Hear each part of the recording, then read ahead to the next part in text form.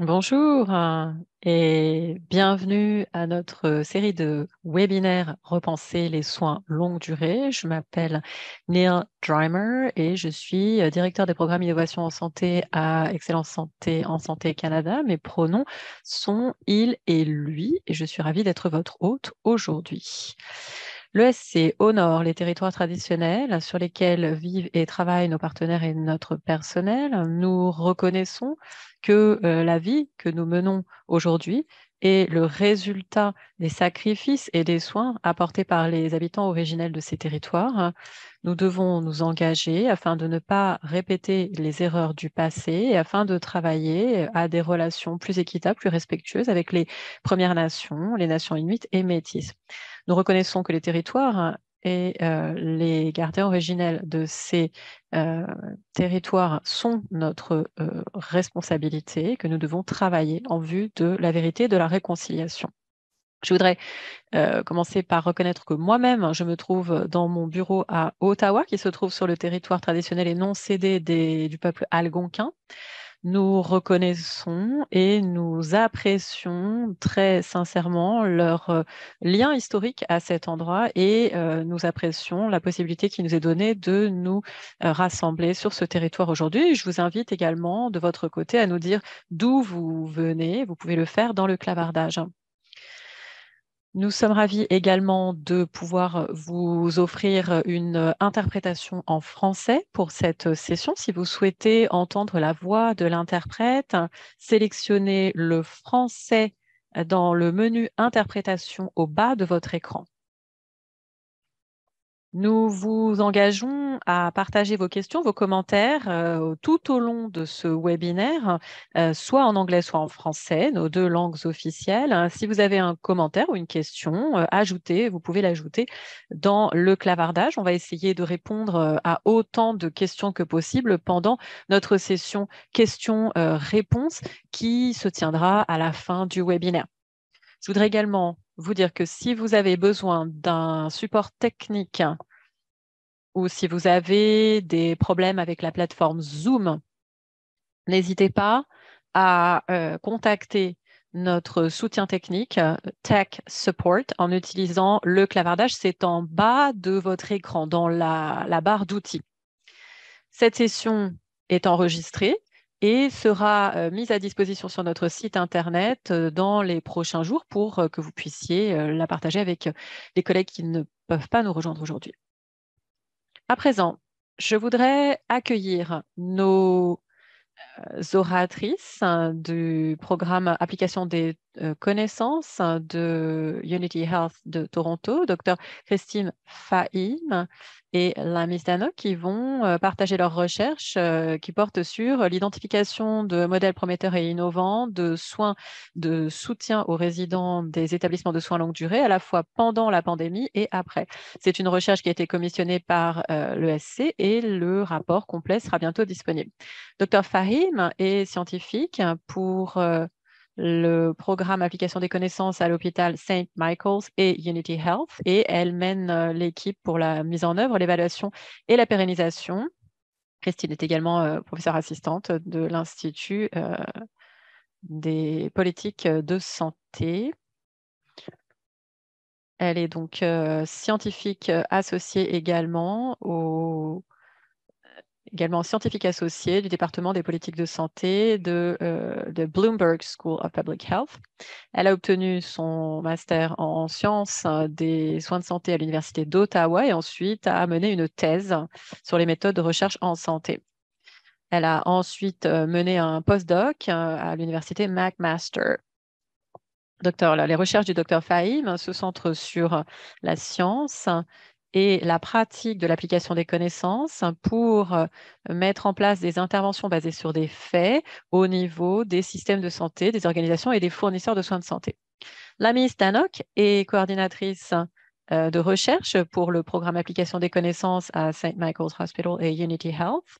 Et elle travaille également dans l'équipe pour la mise en œuvre, l'évaluation et la pérennisation. Elle a obtenu son diplôme de l'Université de Toronto en psychologie. Une fois encore, je vous invite, si vous le souhaitez, à nous faire parvenir vos questions dans le clavardage et vous pouvez le faire tout au long de la présentation. À présent, je suis ravie de passer la parole à nos présentatrices. Aujourd'hui, Christine et Lamis. C'est à vous. Merci beaucoup, Neil. Je voudrais commencer par une reconnaissance du territoire traditionnel de notre programme. Le programme d'application des connaissances mène ses activités sur un territoire connu sous le nom de Takoronto. Takoronto est le territoire traditionnel de nombreux groupes, dont les Mississauga de la Crédit et les Chippewa ou Ojibwe de la nation Anishinaabe, les Haudenosaunee et les Wendat. Elle accueille à présent une diversité de peuples, de Premières Nations, Inuits et Métis. Nous reconnaissons également que Takoronto est visé par le traité numéro 13 conclu avec les Mississauga de la Crédit et par l'accord dit du bol à une seule cuillère qui unit les Anishinaabe, Mississauga et Haudenosaunee dans le partage de la protection du territoire. Toutes les nations et tous les peuples autochtones ainsi que tous les Européens et les nouveaux arrivants ont été invités à ce traité dans un esprit de paix, d'amitié et de respect. Nous sommes reconnaissants d'avoir la chance de travailler sur ces terres et nous nous engageons à prendre soin de ce territoire et à contribuer activement à la réconciliation. Nous reconnaissons également que les pratiques autochtones en termes de bien-être et de santé sont en place sur ce territoire depuis plus de 10 000 ans et perdurent jusqu'à aujourd'hui. Alors, comme Neil l'a dit, le titre de l'étude que nous allons présenter aujourd'hui, c'est « Recenser les modèles de soins novateurs et prometteurs pour soutenir les résidents des établissements de soins longue durée pendant et après la pandémie de Covid-19 ».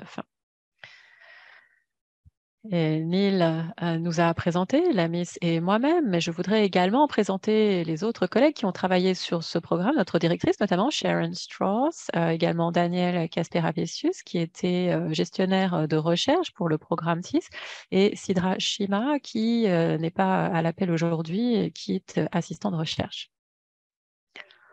Voici un aperçu de ce dont on va parler aujourd'hui. On va parler d'abord d'un peu de contexte, vous parler de nos objectifs. Ensuite, on va passer quelques minutes sur les méthodes en vous expliquant comment on a collecté et analysé nos données. Ensuite, je passerai la parole à Lamis qui vous présentera les résultats et puis je conclurai par nos conclusions et j'espère qu'on aura peut-être le temps pour des questions, des commentaires à la fin de la présentation.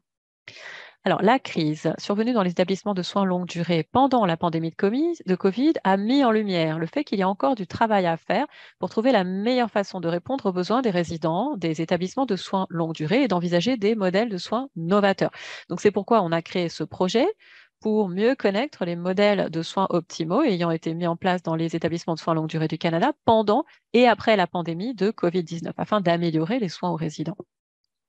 Nos objectifs étaient doubles. Tout d'abord, on voulait identifier des modèles de soins novateurs et prometteurs qui étaient utilisés pour aider à prodiguer des soins aux résidents en établissement de soins longue durée pendant la pandémie. On voulait particulièrement décrire les éléments de l'intervention, les processus de mise en œuvre et l'impact, les retombées. Deuxièmement, on voulait déterminer si ces modèles de soins novateurs et prometteurs ont été mis en œuvre en réponse à la pandémie et s'il y avait des plans pour les poursuivre une fois la fin de la pandémie arrivée.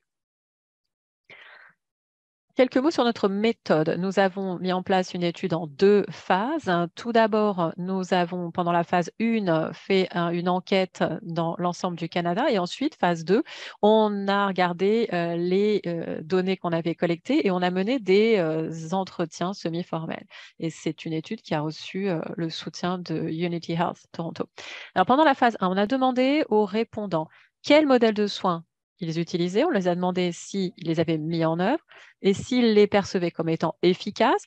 Et enfin, on leur a demandé s'ils envisageaient de poursuivre ces modèles après la fin de la pandémie. Ensuite, pendant les interviews, les entretiens de la phase 2, les entrevues, on a demandé aux gestionnaires d'indiquer les modèles de soins qu'ils avaient mis en œuvre, quels étaient les obstacles à la mise en œuvre, quelle était l'efficacité du soin, est-ce qu'ils voulaient pérenniser le modèle et est-ce qu'ils pensaient que le modèle devrait être intégré aux soins longue durée de façon plus large. Pour ce qui est de l'admissibilité, afin de participer à notre étude, il fallait être identifié comme gestionnaire d'un établissement de soins longue durée du Canada, il fallait être en mesure de pouvoir utiliser l'anglais dans l'entrevue et l'enquête. Et on a invité également donc, tous les répondants au sondage à participer aux entrevues. On a recruté des participants d'abord en ligne. On a envoyé donc des invitations à plus de 400 établissements de soins longue durée. On a également utilisé les newsletters, les sites web, les sites internet de nos partenaires et des différentes organisations qui travaillent avec les soins longue durée. Ensuite, en phase 2, comme je l'ai dit, donc tous ceux qui avaient répondu à l'enquête ont été invités à participer à la phase d'entrevue qui se sont tenues sur Zoom.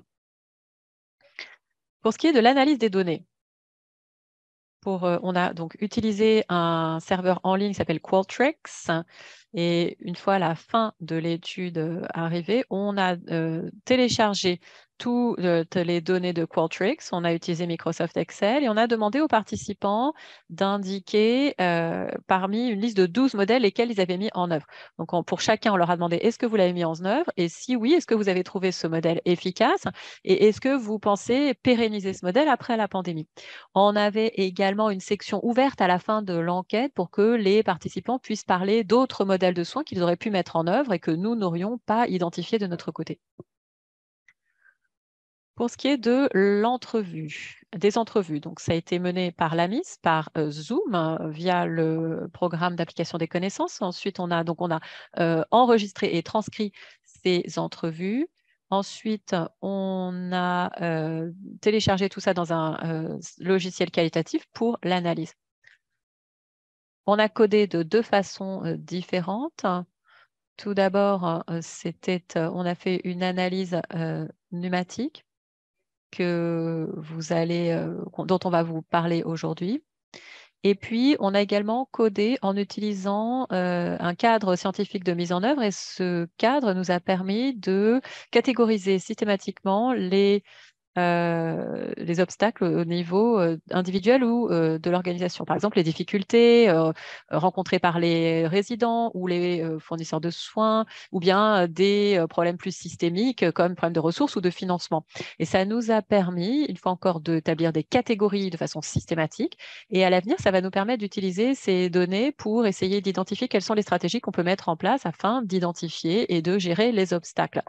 On a une coordinatrice de recherche et une assistante de recherche qui ont codifié 3 transcriptions. Elles ont comparé tout ça pour s'assurer que le codage était cohérent. Tout ce qui n'était pas cohérent était donc mis de côté via un processus de consensus. Je vais à présent passer la parole à Lamis qui va vous parler des résultats de notre travail. Merci. Je vais commencer en parlant du volet quantitatif. Donc, on a fait remplir l'enquête par 435 gestionnaires d'établissements de soins longue durée entre septembre 2022 et décembre 2022. On avait 39% de nos répondants qui étaient de l'Ontario, 24% de la Colombie-Britannique et ensuite on avait des représentations dans les autres provinces. On n'a malheureusement pas réussi à recruter dans les territoires pour ça, donc l'enquête ne représente que les provinces. Pour ce qui est du financement, 50% des répondants ont indiqué qu'ils avaient des financements publics pour leur établissement, 46% avaient des fonds privés, 2% avaient des fonds publics et privés pour leur établissement, et 2% ne savaient pas très bien d'où venait le financement. Dans notre première question, c'était donc de lister les 12 modèles de soins et demander aux gestionnaires d'identifier lesquels de ces modèles ils avaient mis en place pendant la pandémie. Donc, ils pouvaient en sélectionner autant qu'ils voulaient. Et par exemple, la plus sélectionnée, ça a été de la nourriture saine pour les résidents, avec 69% des gestionnaires qui ont répondu ça. Ensuite, on avait de la musique et des programmes d'art pour les résidents, environ 54%. Entre 20 et 45%, on avait différents autres modèles de soins. Et d'autres modèles de soins, donc à hauteur de 30%. Pour chaque modèle de soins, le gestionnaire a mis en place avait des questions de suivi pour chaque modèle de soins identifié. Il y avait des questions de suivi. On leur a demandé, par exemple, est-ce que vous pensez que ce modèle de soins mis en place a été efficace et a permis de changer, modifier un peu l'expérience des résidents? Alors, je dirais que là, ce qu'on a constaté, c'est que 90% des répondants ont indiqué que le modèle de soins qui avait été mis en place avait apporté une amélioration.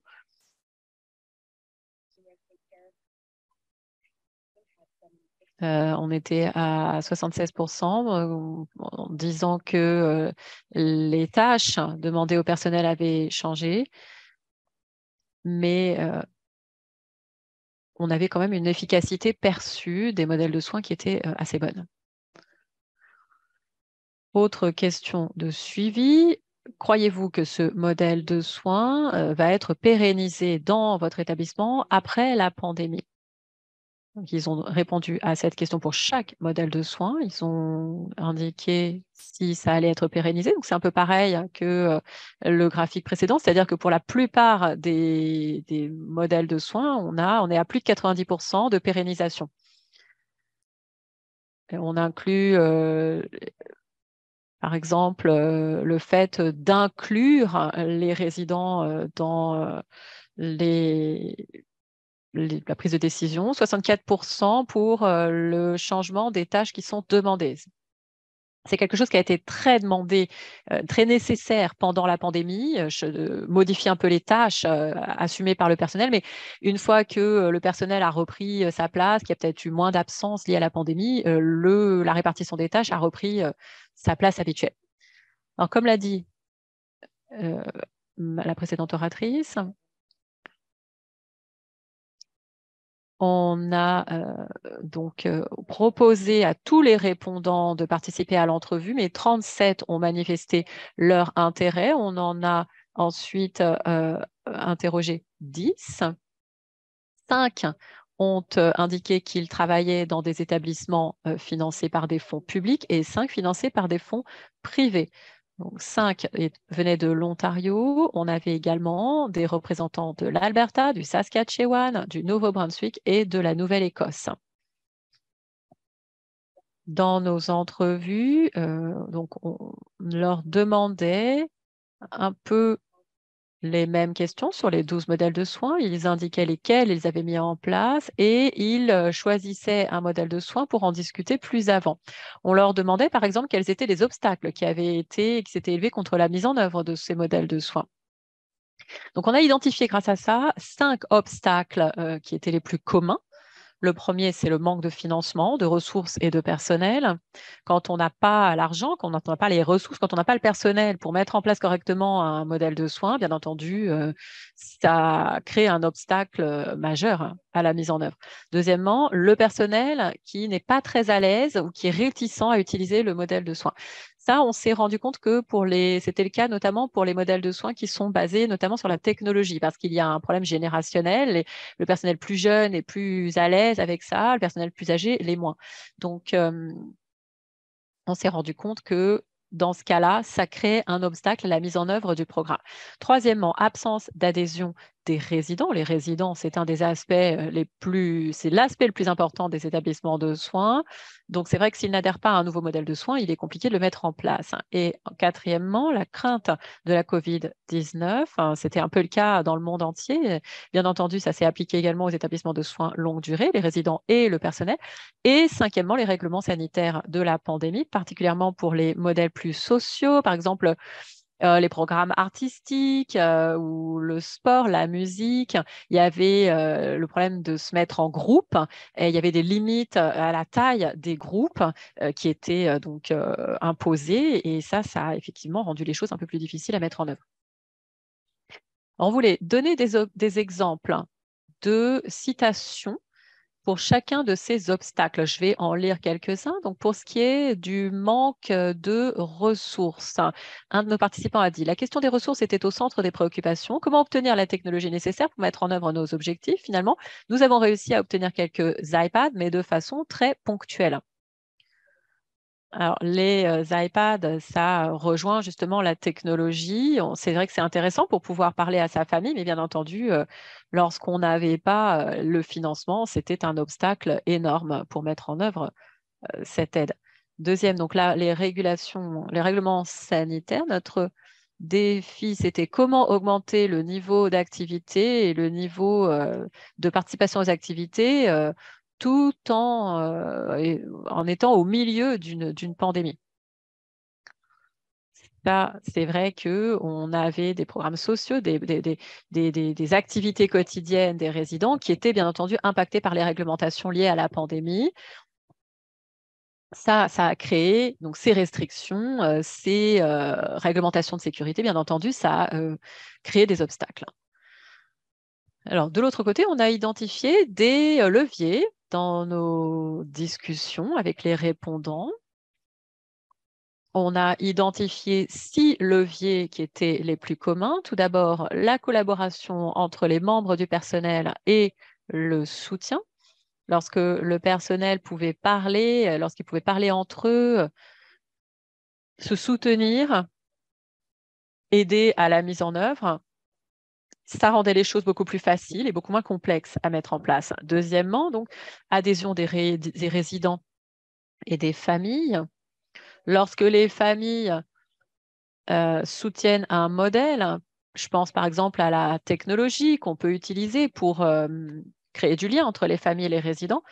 Ça, c'est certain que ce genre de programme a connu beaucoup de soutien de la part des familles et le soutien, ça aide parce que ça crée de la motivation pour mettre les choses en place. Troisièmement, financement, législation ou ressources allouées. Beaucoup d'établissements ont obtenu des financements additionnels pendant la pandémie pour mettre en place de nouveaux modèles de soins. Il y a eu des directives, des ressources qui ont été fournies et qui ont beaucoup aidé à maintenir ou à élargir ces modèles de soins. Alors ensuite, il faut savoir que les modèles de soins préexistants ont permis d'appuyer la mise en œuvre. Je pense par exemple à quelque chose qui a été mentionné, les conseillers de soins. Par exemple, le fait que les résidents puissent donner leur retour. Il y avait déjà dans certains établissements un système où les résidents pouvaient en fait donner leur avis sur certains modèles de soins. Et le fait que ça existe déjà, ça a permis de faciliter la mise en œuvre pendant la pandémie.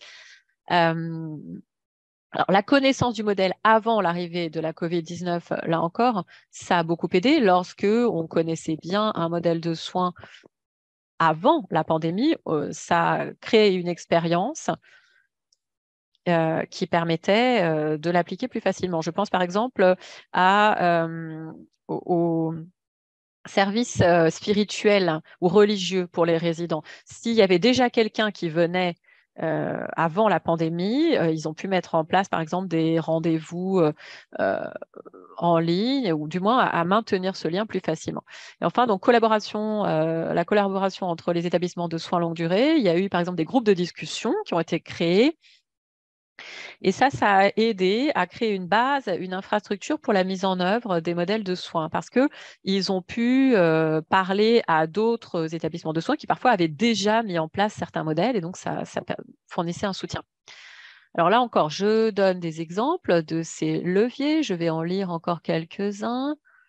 Donc, collaboration avec la famille. Certains résidents et familles ont fait preuve d'enthousiasme, une source de motivation vraiment importante pour moi. Si quelque chose leur fait plaisir, même si c'est aussi simple que de voir un proche, c'est vraiment motivant. Donc ça, c'est tout à fait, on voit qu'il y a un véritable effet et donc c'est quelque chose qu'on veut pérenniser. Enfin, collaboration entre les membres du personnel, particulièrement au début. Donc,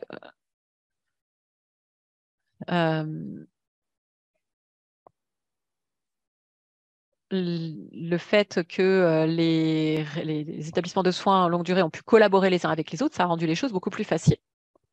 Et au cours de notre discussion, on leur a demandé les raisons de la mise en place des modèles de soins. Les raisons les plus fréquemment citées, c'était la reconnaissance d'un besoin chez les résidents ou le personnel, l'amélioration du bien-être et de la santé mentale des résidents ou du personnel, ou des directives de la santé publique ou d'un organisme affilié. Parfois, il y avait également une mise en œuvre préalable qui appuyait le modèle.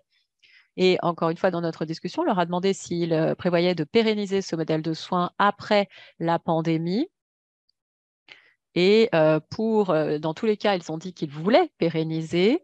On leur a demandé s'ils voulaient que ça soit intégré dans les soins longue durée de façon plus générale. Et les gestionnaires ont indiqué que oui, ils pensaient que ce serait une bonne chose. Je vais redonner la parole à Dr Fahim.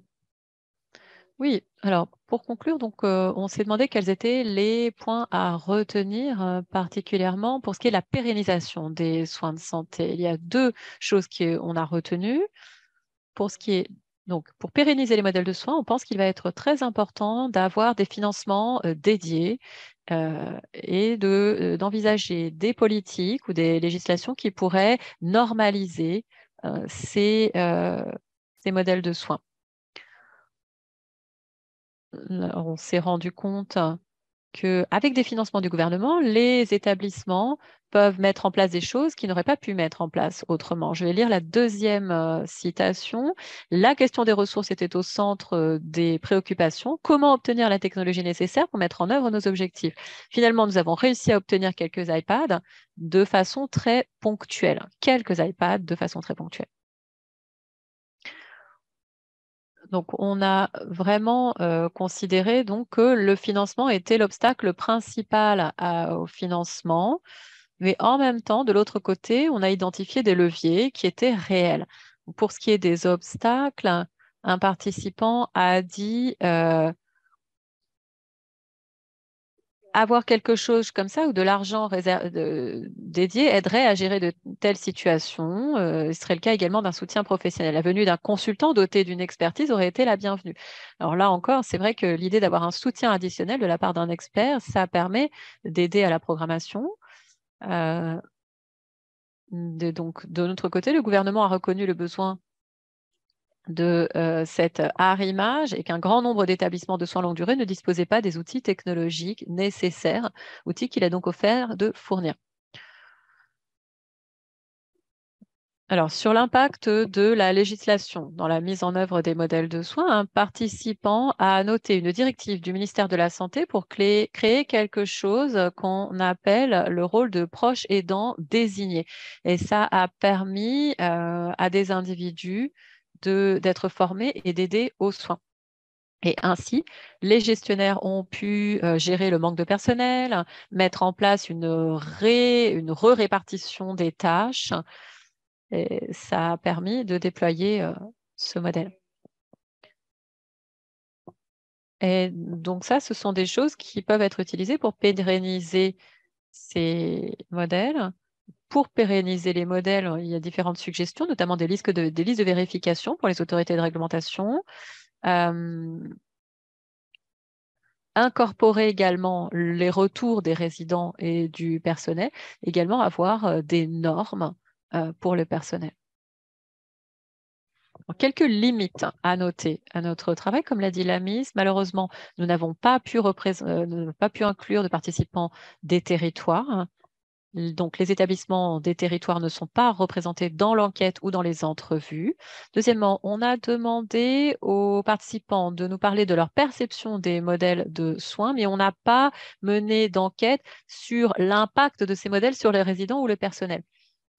Dans toutes les entrevues, on a demandé aux participants s'ils avaient des données sur les modèles de soins et la réponse qu'on avait tout le temps, ce serait « j'aimerais bien ». Donc, manque de temps, manque de ressources, ça faisait que c'était difficile d'aller chercher ces données d'évaluation. Donc, pourtant, je pense que ça serait vraiment quelque chose de très important à mettre en place. Ce serait un autre point à retenir, avoir ces données, notamment si on veut pérenniser les modèles de soins. Troisièmement, les participants aux entrevues ont identifié les modèles de soins dont ils souhaitaient discuter. Donc, comme l'a dit la Miss, certains établissements avaient mis en place seulement quelques modèles, d'autres les avaient tous mis en place. Et à cause du manque de temps, on n'a pas eu le temps de parler de tous les modèles. Donc, on leur a demandé d'en sélectionner quelques-uns et nous en parler. Et puis enfin, le sondage et les entrevues ont été menés uniquement en anglais. Et ça, c'est une limite d'importance, puisque du coup, on n'a pas pu atteindre les populations non anglophones dans notre enquête. Et pourtant, ce serait vraiment essentiel de le considérer également. Alors, les conclusions. Cette recherche n'a pas examiné en profondeur tous les modèles de soins mis en œuvre dans les établissements de soins longue durée, mais notre impression générale, c'est que les modèles de soins mis en œuvre pendant la pandémie seront largement pérennisés après celle-ci parce qu'ils ont été très bien reçus. Et lorsqu'on pense à la pérennisation, il y a un certain nombre de recommandations pour les responsables des politiques qui ont été citées par les participants. Par exemple, avoir des financements réservés supplémentaires afin de pouvoir normaliser les modèles de soins et avoir des normes qui pourraient s'appliquer aux différents établissements. Et enfin, un obstacle, une limite importante, c'est que l'efficacité de ces modèles de soins sur le personnel et des résidents reste à évaluer.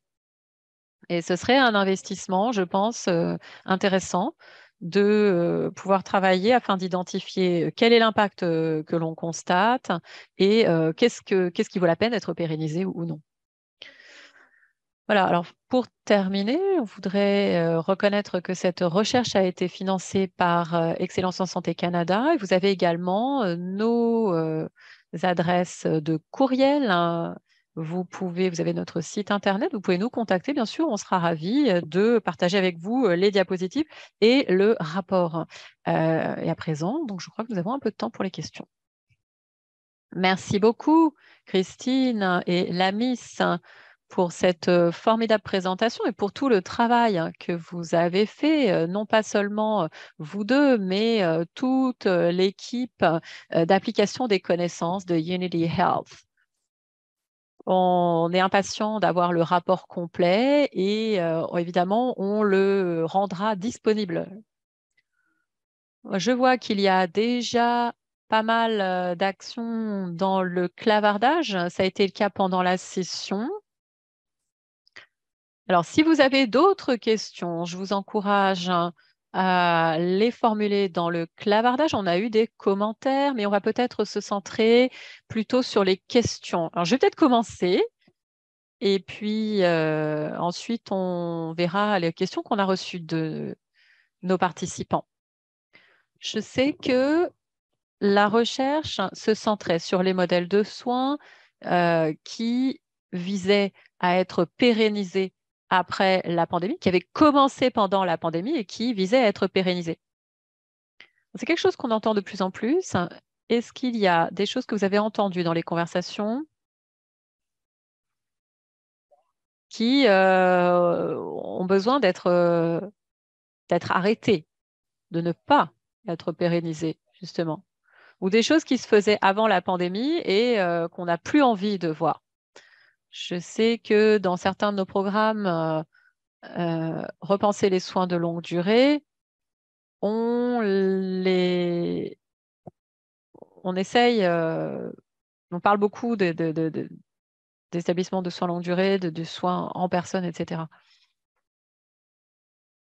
Oui, je peux commencer, mais bien sûr, j'invite Lamis à prendre la parole également. Il y a deux choses qui me viennent à l'esprit. Tout d'abord, la redistribution des tâches. On s'est rendu compte que c'était le modèle qui était le moins susceptible d'être pérennisé dans les réponses, parce que la redistribution des tâches était liée au manque de personnel. J'ai vu quelques commentaires dans le clavardage qui dit que le manque de personnel, ça reste un problème à l'heure actuelle. Donc peut-être qu'il faudra du coup pérenniser la redistribution des tâches plus longtemps que ce que nos répondants avaient anticipé. Mais effectivement, c'était quelque chose que les gens espéraient pouvoir en fait supprimer. Deuxièmement, le type de programme qui était disponible. Pendant la pandémie, il y a eu donc les réglementations Covid qui empêchaient de faire des activités en personne. Et donc, on a travaillé beaucoup en ligne. Les gens ont fait des activités en ligne. Alors, je pense qu'il ne faut pas se débarrasser totalement de ça, mais pourquoi pas pérenniser une partie de ces activités en ligne, mais également retourner vers des activités en personne. Lamis, vous avez quelque chose à ajouter? Oui, alors peut-être pas cesser totalement, mais je me suis rendu compte que les gestionnaires d'établissements sous longue durée m'ont dit qu'avant, ils n'avaient pas de technologie, par exemple pour que les résidents appellent leur famille en ligne. Et ça a créé un obstacle lorsque la famille n'habitait pas tout près. Donc, la technologie pour créer du lien, lorsqu'ils ont eu ces iPads, ça a permis vraiment aux résidents parfois de créer plus de liens avec les familles qu'avant la pandémie.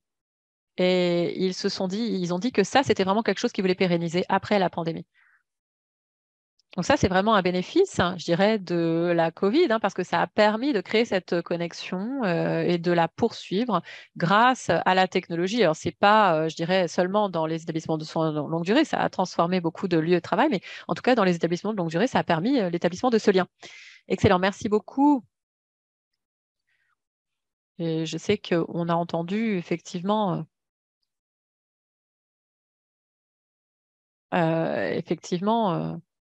pendant cette phase de la pandémie que les options technologiques restent une option, pas la seule option, mais qu'il faut garder cette option disponible parce que les patients et les familles en ont retiré un bénéfice.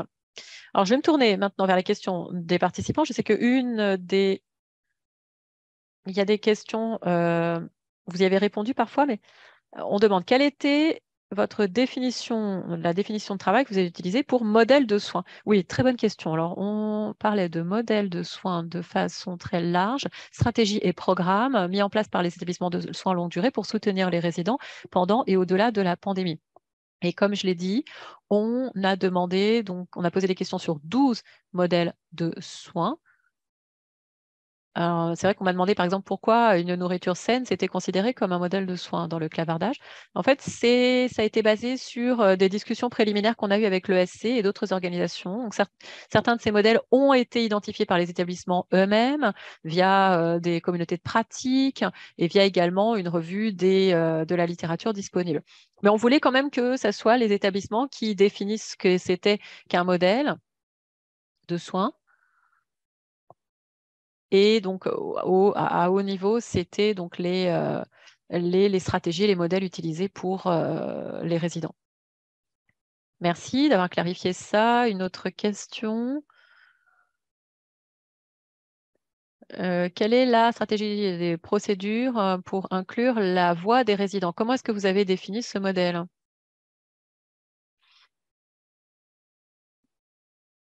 Lamis, vous voulez répondre à cette question? Oui, c'est plus large. Souvent, on incorporait simplement les retours des résidents via une discussion, par exemple, en leur demandant ce qu'ils pensaient du modèle, ou alors c'était une procédure ou avec une enquête.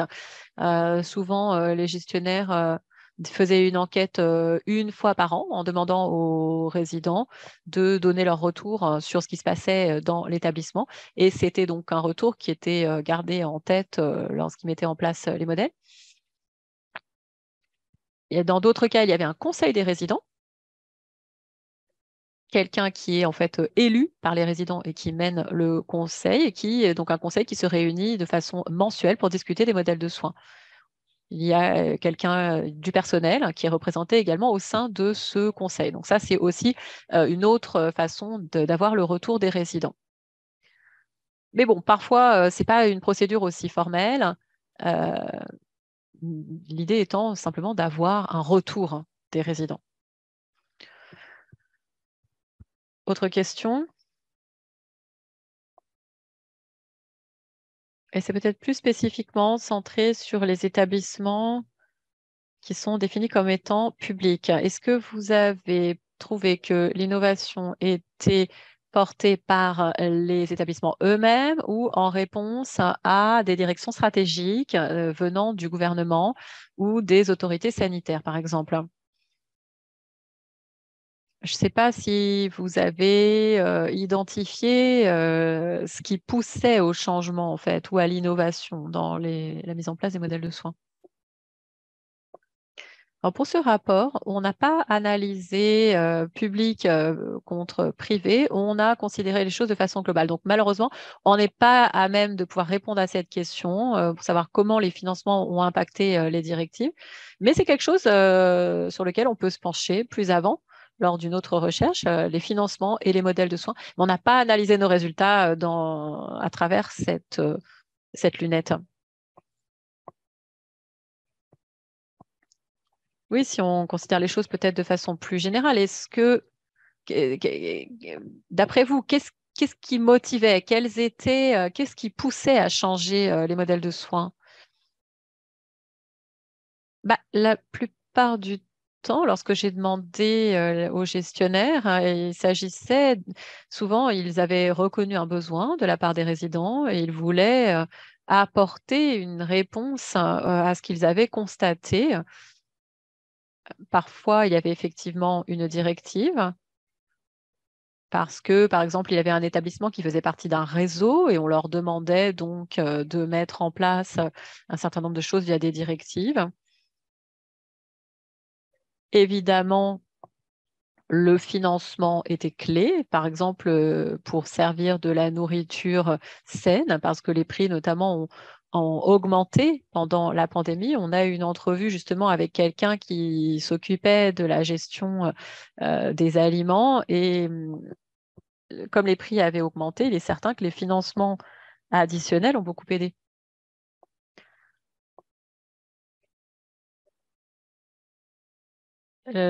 Moi, c'est vrai que je participe souvent à ces webinaires sur les soins longue durée et il est important d'avoir cette communauté de pratique. On l'a entendu ça beaucoup, de pouvoir que les gestionnaires d'établissements puissent parler les uns avec les autres pour savoir ce qui ne marche pas. Ça, c'est un levier important à la mise en œuvre de certains de ces programmes.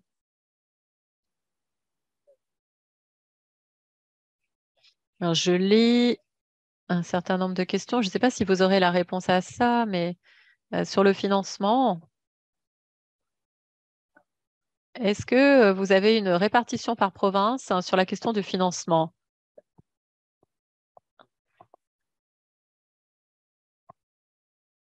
Le pourcentage, la proportion de financement que les établissements reçoivent de la part des provinces?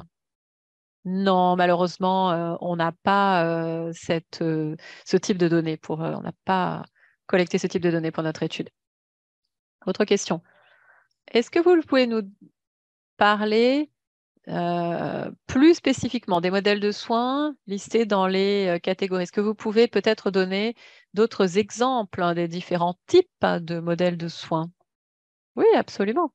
Je vais laisser la Miss vous donner les détails, mais on avait des diapositives qui seront dans le rapport qui décrivent les différents modèles de soins avec description, citation. Donc, il y aura beaucoup plus de détails dans le rapport que ce qu'on a pu dire aujourd'hui. Mais la Miss, vous pouvez peut-être parler des programmes les plus populaires, peut-être donner des détails. Oui, bien sûr.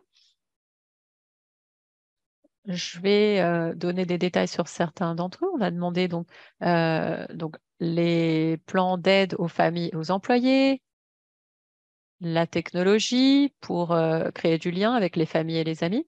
Ça, c'était vraiment le plus populaire. Dans tous mes entretiens, ils ont choisi de parler de ça parce que c'était vraiment quelque chose qui répondait à un besoin énorme pendant la pandémie. La redistribution des tâches, redistribuer les tâches d'une personne à une autre. Ça, c'est quelque chose qui était essentiel pendant la pandémie à cause du manque de personnel dont on a parlé. La formation des personnels, information sur les vaccins, par exemple. Ça a été vital pendant la pandémie parce que au début, il y a tellement d'inconnus que on s'est rendu compte pendant l'entrevue que la formation avait beaucoup aidé le personnel. Ensuite, les programmes artistiques, musicaux et sportifs, hein, ça a permis de donner aux résidents quelque chose à faire pendant la journée, notamment lorsque leur famille ne pouvait pas venir. Les activités, c'était vraiment essentiel. On a un certain nombre de gestionnaires qui ont mis en place des comités sociaux où on planifiait les activités. Et même pendant la pandémie, ils ont réussi donc à maintenir ça, même si les groupes étaient très restreints. L'idée étant que les résidents continuent à se parler, à parler des gens, à parler à des gens. Ils ont dû également, il y a eu parfois, on nous a dit qu'ils avaient dû ajuster les activités parce que tout le monde devait porter des masques, donc ça rendait certaines choses un petit peu plus difficiles. Le service religieux, le service spirituel, hein, ça c'est quelque chose qui a dû également être réadapté, parfois en ligne pendant la pandémie. Alors, il y a d'autres exemples, mais on a également un lien vers un site internet où vous avez tous les modèles de soins qui sont listés avec des définitions qui y correspondent. Merci beaucoup de nous avoir parlé de ces détails et de ces exemples pour chacune de ces catégories. Je dirais que une question que je me pose, et ce n'était pas forcément là-dessus que se centrait votre recherche ou votre rapport, mais bien entendu, c'est intéressant pour beaucoup de gens qui participent. Est-ce que vous avez eu l'impression, dans les conversations que vous avez eues et les entrevues, est-ce que vous avez, qu'est-ce que vous avez identifié comme étant le plus efficace pour les familles des résidents? Qu'est-ce qu'ils préféraient dans les modèles de soins?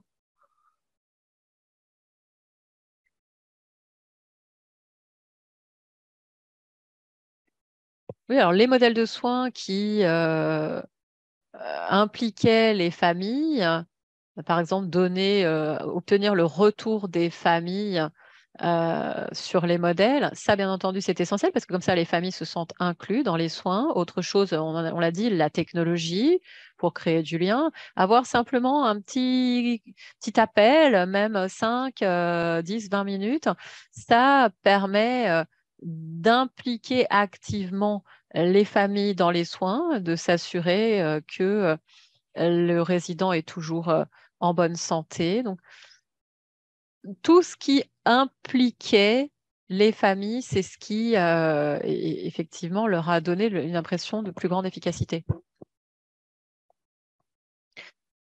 Donc, les familles et dans notre recherche, l'engagement, l'implication des familles, c'est quelque chose qui est un type de modèle de soins, mais en fait, on se rend compte que c'est quelque chose qui doit être en fait distribué sur tous les modèles, en fait. On s'est rendu compte que lorsque les modèles étaient conçus et mis en place en utilisant la voix des soignants, la voix des familles et en les impliquant, c'était vraiment un facteur de succès. Donc ça aussi, c'est quelque chose que on retient. C'est pas forcément un type de modèle de soins, mais plutôt une approche qui doit être distribuée sur les différents modèles de soins.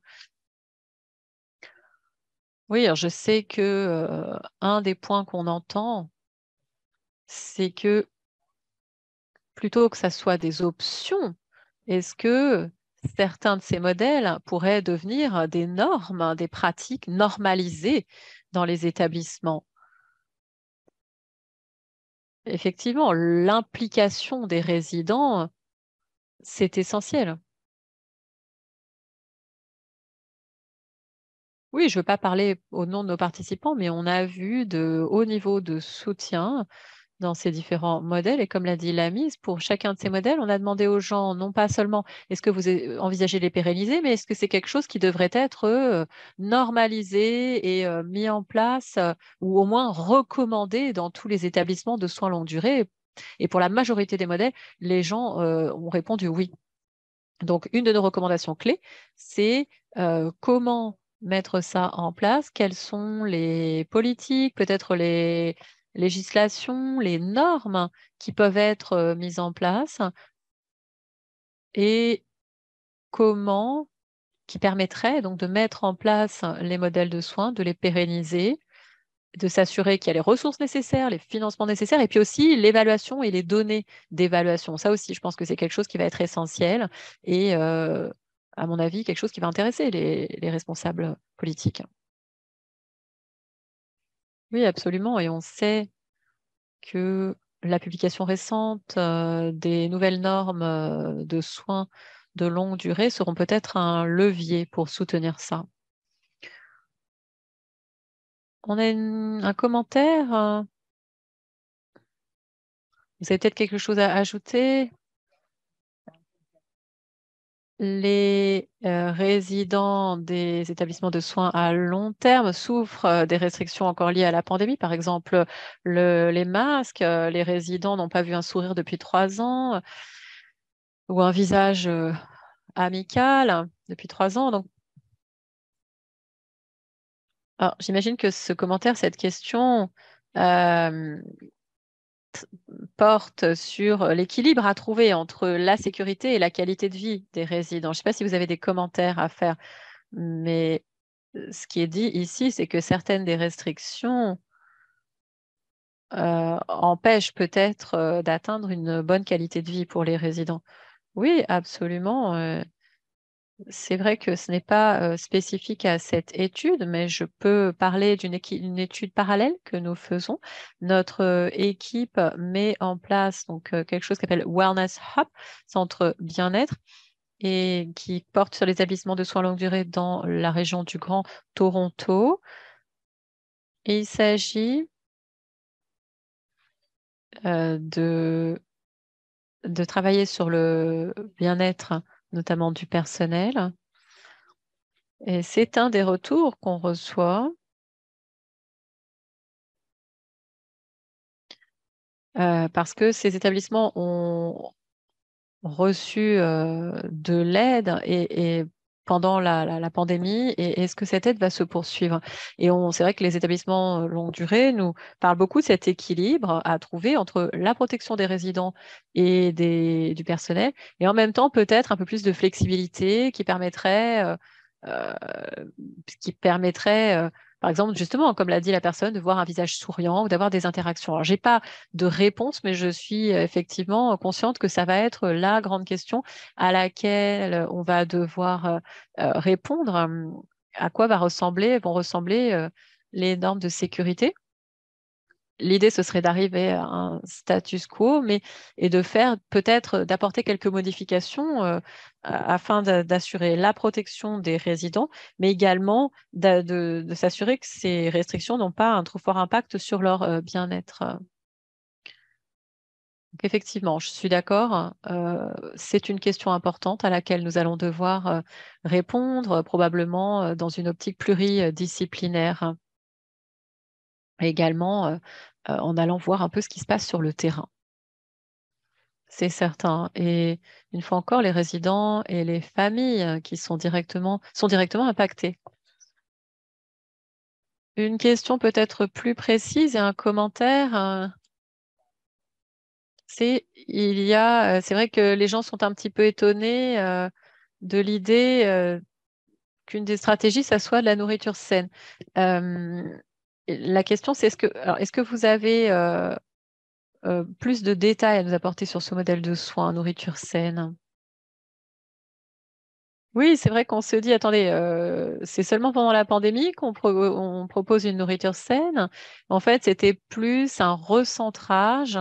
Il y avait dans les établissements des gestionnaires, personnes responsables de l'alimentation, qui ont essayé de mettre en place un type de régime pendant la pandémie qui serait plus protecteur contre la Covid. Ça ne veut pas dire qu'avant, les gens mangeaient mal, mais ça a été, je dirais, recalibré pendant la pandémie. Mhm. Je regarde, je balaye un peu les questions. Une question assez large qui concerne la méthodologie. Est-ce qu'il y avait d'autres modèles de soins qui ont été mentionnés par les personnes qui ont été que vous avez interrogées en dehors des 12 modèles de soins proposés? Oui, il y a un modèle, le modèle papillon, qu'on a trouvé très intéressant. C'était des modèles pilotes qui donnaient du choix et de l'autonomie aux résidents quant à leurs soins. Par exemple, les résidents avaient le droit de manger quand ils voulaient. Il n'y avait pas de temps des repas, par exemple. Ils avaient le droit, en fait, la nourriture était à disposition. Ils avaient le droit d'aller manger quand ils voulaient. Ils pouvaient décider de leurs vêtements également. Et ils avaient leur mot à dire dans les soins. Alors, c'était un modèle de soins qui était en phase pilote, mais on a trouvé ça très intéressant de la part de la personne qu'on avait interrogée. Autre modèle, il y avait une équipe de 3 infirmières qui faisait de la gestion de cas de 14 résidents. Alors, l'idée, c'était d'avoir une personne clé, une personne contact qui serait tout le temps la même et à laquelle on pourrait s'adresser pour savoir exactement ce qui se passait pour chaque résident. Alors, c'était possible parce que là, il n'y avait que 14 résidents. Et enfin, dernier modèle, qu'on a appelé navigateur travail social. C'est quelque chose qui n'avait pas encore été mis en place, mais ça a été décrit par quelqu'un qui était donc avec un travailleur social qui se rendait dans les établissements et qui allait donc servir de transition et qui serait le point de contact principal entre les résidents et les familles, entre l'établissement de soins longue durée et la maison. L'idée étant là encore d'avoir une seule personne comme point de contact. Et donc, on a identifié donc, ces 3 modèles de soins en plus des 12 qu'on avait identifiés et on les a trouvés très intéressants. Bien, merci. Alors, je sais qu'on est presque à la fin de notre appel. Dernière question, on nous a demandé si l'ESC allait partager les résultats de ce rapport et peut-être les faire remonter au niveau gouvernemental. Alors oui, absolument, en collaboration avec Unity Health, on va rendre ce rapport public rapidement. Il sera mis à disposition de tous nos partenaires dans le système de santé, notamment les responsables de la prise de décision. On va également travailler avec l'équipe de Unity Health pour créer d'autres publications et d'autres outils en se basant sur les résultats de cette étude. On veut s'assurer que le rapport va rencontrer un large public et qu'il pourrait étayer un certain nombre de décisions politiques dont vous avez parlé et qui seraient à mettre en place suite aux résultats de votre enquête. Donc, on prévoit effectivement de le rendre public. Alors, sur ce, je pense c'est presque l'heure. Je voudrais vous remercier très sincèrement, Christine et Lamis, de nous avoir parlé de ces recherches importantes que vous avez menées, de nous parler de vos résultats, des résultats de ce travail précieux. On voit que nos participants étaient très engagés. Je voudrais les remercier pour leurs très intéressants commentaires, leur participation à notre webinaire aujourd'hui. Alors, avant de partir, on apprécierait beaucoup d'avoir votre retour pour savoir comment vous avez trouvé cette session et pour nous indiquer, si vous voulez nous indiquer quelles sont les améliorations qu'on peut apporter. Vous pouvez répondre à la série des 5 questions qui vient de s'afficher sur votre écran. Il y en a une notamment sur le genre. Et il y en a une qui est sur le genre, mais qui est optionnelle. Notre prochain webinaire se tiendra le 22 mars de 11h à midi, heure de l'Est, et on parlera des cadres 4M. D'ici là, nous vous souhaitons une très bonne fin de journée et voilà qui conclut la session d'aujourd'hui. Merci beaucoup de votre participation. Merci de nous avoir invités. Merci.